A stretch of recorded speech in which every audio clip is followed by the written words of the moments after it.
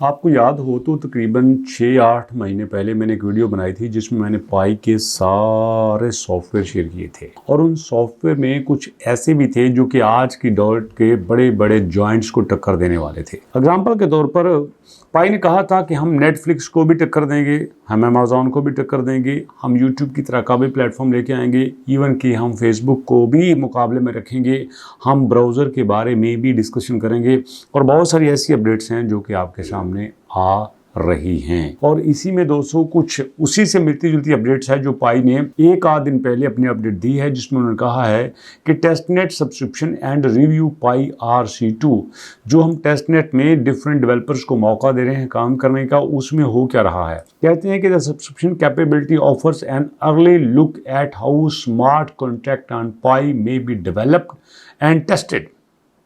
At this stage, the focus is on technical review, bugs identification, and experimentation at command line and back level with Pi RC2. Now published, developers are encouraged to review the subscription contract design, surface bug and edge cases and suggestion improvements. तो ये वो सारी चीज़ें हैं जो आपके e-commerce platform में होती हैं। मतलब मुख्तसर तौर पे ये कहा जा सकता है कि आप वो वेब 3 को एक नए लेवल पे लेके जाने की बात करेंगे। आप वो वेब 3 को एक नए एंगल से देखना चाहते हैं तो ये मैंने एक छोटी सी समरी आपको दी, लेकिन अगर ओवरऑल अपडेट की बात करें तो वो दोस्तों यूँ है कि कहते हैं कि हमने स्मार्ट कॉन्ट्रैक्ट की सब्सक्रिप्शन की कैपेबिलिटी जो है वो टेस्टनेट के साथ आपके साथ शेयर की है। अब पहली बात तो ये है कि टेस्टनेट को क्यों डिस्कस कर रहे हैं। देखिए, ये हमारा रोड मैप है, इसको कई बार बात कर चुका हूँ कि हमें होना चाहिए था दोस्तों ओपन मेननेट पे। कहाँ होना चाहिए था? हमें ओपन मेननेट पे होना चाहिए था, जो कि ये है आपके सामने, बट अभी हम इनक्लोज मेननेट पे हैं। और इनक्लोज मेननेट का मतलब ये है कि जो यूज़र है, जो बायर है, जो सेलर है, उसके सामने एक दीवार सी खड़ी हुई है और इस दीवार की वजह से कोई ओपनली सामने नहीं जा सकता, कोई ओपनली वहाँ पे बाय नहीं कर सकता, सेल नहीं कर सकता। तो इनक्लोज मेननेट में कोई भी चीज़ प्रॉपर परफॉर्म नहीं कर सकती जब तक हम ओपन मेननेट में नहीं आते। तो इसी बात को लेके जो इस वक्त पाई की लेटेस्ट अपडेट है वो कहते हैं कि हम ओपन मेननेट को लॉन्च करके अपने सारे फीचर्स वहाँ पे लॉन्च नहीं कर सकते। हम पहले आएंगे टेस्टनेट में। जब टेस्टनेट में हमारे सारे फेजेस, सारे फीचर्स जो है वो बेहतरीन तरीके से परफॉर्म करेंगे तो फिर हम नेक्स्ट लेवल पे लेके जा सकते हैं। अब हर चीज़ में आपको एक एक करके बताने लगा हूँ। How the subscription smart contract works. The subscription smart contract give developers and business a way to build recurring and service model into application their local commerce. ठीक है कि इसमें आप लोकल कॉमर्स को भी शामिल कर सकते हैं। A key part of the design that subscriber can approve a defined budget for contract to use. अब यहाँ पे जो सब्सक्राइबर है वो अपना बजट भी बना सकता है, जैसे हम आम प्लेटफॉर्म पे बनाते हैं अपने प्रमोशंस के लिए, अपनी मार्केटिंग के लिए, और उसी हिसाब से हम चलते हैं without needing to redesign every billing event. That approval can also limit a defined billing horizon such as monthly charges for up on year. यहाँ पे जो मंथली, जो ईयरली आपके चार्जेस होते हैं वो भी खत्म हो जाएंगे। सेम टाइम पे the approved funds remain in the wallet until charges are actually processed. यहाँ पे आपको जो फंड आपके अकाउंट में पड़ा हुआ है, वॉलेट में पड़ा हुआ है, वो ऐसा ही रहेगा जब तक आप उसको सही वे में यूज नहीं कर सकते।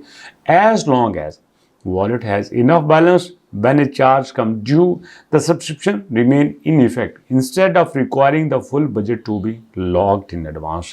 तो दोस्तों ये बड़ी अच्छी बात है कि एम ही यूज़र को परेशान किए जाना, बैलेंस के हवाले से, फंड्स के हवाले से सिंपली उसको इतना ज़्यादा फैसिलिटेट किया जाएगा, भैया जिस प्राइस पे आप काम करना चाहते हो, जिस तरह से आप काम करना चाहते हो कर सकते हो, जिस लेवल पे, जिस टर्म पे आप काम करना चाहते हो वो आप कर सकते हो। इसकी आपको सादी सी एग्जांपल देता हूँ।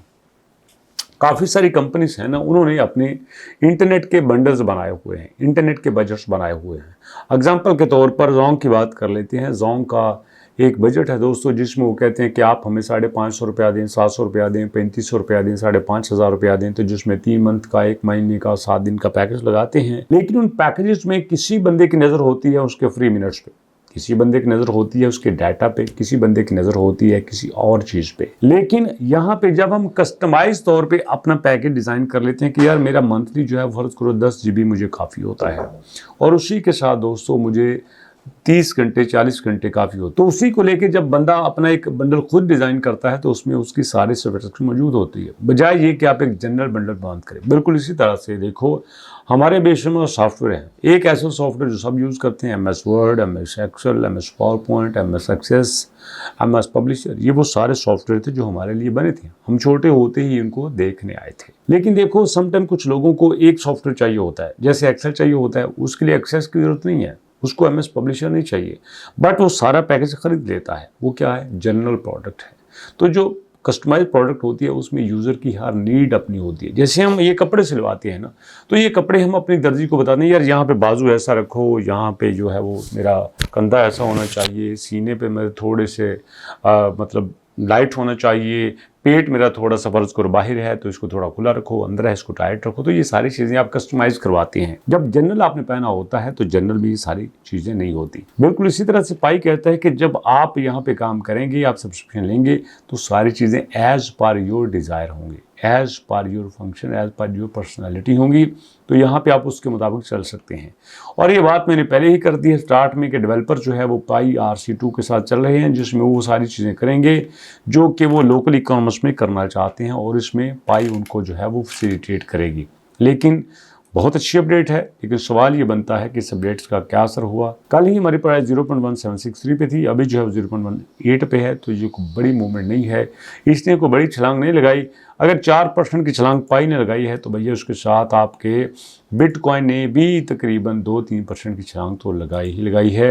BNB ने भी आपके सामने तकरीबन 2% की 2.5% की छलांग लगाई ही लगाई है। और रही बात XRP की, तो भैया XRP तो माशाल्लाह अभी छोटा बच्चा है, ये भी 2.7 पे ही है। तो ओवरऑल जो पाई की मूवमेंट है वो सबके बराबर है। पाई ने को बड़ी यहाँ पे नहीं करी, लेकिन अच्छी बात यह है कि अब पाई को टीम थोड़ी सी बेहतर तरीके से यूज़र को साथ लेके चलने लग गई है। ये देखिए 17 को, ये देखिए 8 को, ये देखिए 3 को, और ये देखिए हमारे पास 26 को। इसका मतलब ये है कि यहाँ पे अभी इन तकरीबन 14-15 दिनों में 3-4 अपडेट्स आ गई हैं। पहले ऐसी कम आती थी। जितनी ज़्यादा आप यूज़र के साथ अटैच रहते हैं उतना ही ज़्यादा आपको फ़ायदा होता है। अब देखो ना, हमारे पास इंटरलिंक लैब्स का एक प्रोजेक्ट है, वो भी बड़ा अच्छा प्रोजेक्ट है, बट वो डेली बेसिस पे लोगों को फैसिलिटेट करते हैं, लोगों को आइडियाज़ देते हैं, लोगों के साथ अपनी चीज़ें शेयर करते हैं। लोग उनके साथ खुश हैं, लोग उनके साथ काम करना चाहते हैं, लोग उनको अप्लाइज करते हैं, लोग उनको सब्सक्राइब करते हैं, और इस तरह से दिन ब दिन वो बढ़ता ही जा रहा है। अगर ऐसा ही पाइकॉइन भी करता है तो मुझे पूरा यकीन है कि ये भी आने वाले दिनों में बहुत अच्छा परफॉर्म कर सकता है। तो दोस्तों, तक इतनी मुलाकात करते हैं नेक्स्ट वीडियो में, तब तक के लिए अल्लाह की।